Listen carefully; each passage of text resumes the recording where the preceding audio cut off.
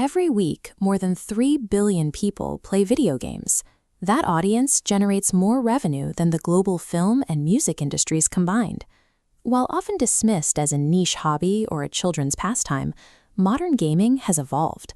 The most successful titles are now carefully engineered systems designed to capture human attention for as long as possible. Historically, a game was a bounded activity.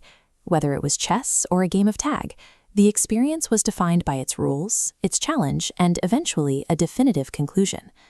20th century video games followed this same logic. You bought a game, played it, and eventually finished it or moved on. The experience was self-contained and did not follow you into your daily life. Modern live service games operate on a different architecture. They are designed to have no natural ending. They track behavior across sessions and use constant updates to actively pull players back in. The old model asked players if they could finish the challenge. The modern model focuses on making sure they never want to stop. In the 1950s, psychologist B.F. Skinner conducted an experiment on behavioral conditioning that revealed a concept called variable rewards. Skinner found that if a pigeon received a food pellet every time it pressed a lever, it performed the action predictably. But when the reward was dispensed randomly, the pigeon would press the lever obsessively, precisely because the reward might arrive at any moment. This unpredictable schedule is the core mechanism behind slot machines. The uncertainty of the outcome is what creates the persistent drive to pull the lever. Modern games apply this logic through loot boxes, digital crates that might contain a rare, powerful item or something functionally useless. By keeping the reward uncertain, designers encourage players to repeat the same action hundreds of times. In this context, unpredictability is not a bug or a matter of luck. It is a feature used to maintain high levels of engagement. To keep players engaged, games utilize fast feedback loops. In the real world, learning a skill can take years. Games compress that timeline into milliseconds, using immediate sounds, flashes of light, and rising numbers to make every action feel significant. Progression systems create an endless ladder of levels.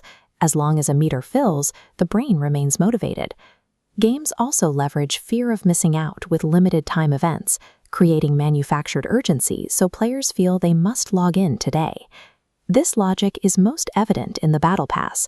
Once a player pays $10 or $15 for a track of rewards, they often feel a sunk cost obligation to play enough to earn what they already paid for. By combining infinite progress with ticking clocks, the game turns a relaxing pastime into a stressful daily obligation. A traditional studio makes money by selling a product. A modern live service game makes money through ongoing spending. Their financial success depends not on a single purchase, but on the length of time a player stays invested. This explains the shift to free-to-play. By removing the initial price, developers can drop any user into an ecosystem designed to encourage escalating micro-purchases. The industry relies on a small minority of players, often called whales, who spend large amounts of money. The entire game is structured to identify these individuals and target them with high-cost spending opportunities.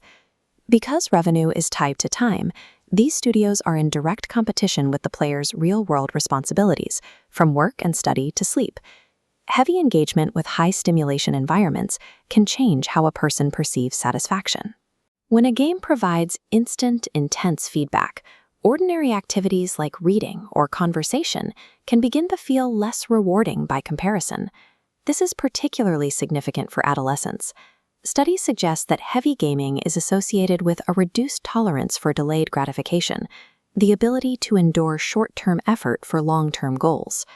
The industry often frames this as a matter of free choice, suggesting that players simply choose how to spend their time. Tobacco companies and the casino industry have used similar arguments in the past.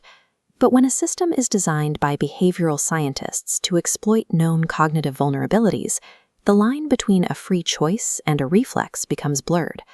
Games can be social, creative, and emotionally meaningful. The distinction that matters is whether you are playing because it is genuinely enjoyable or because the game's design makes stopping feel like a loss. Understanding the machinery behind the screen is the first step toward regaining control. When you recognize why a game compels you to log in, you can make a choice, rather than following a reflex designed for you.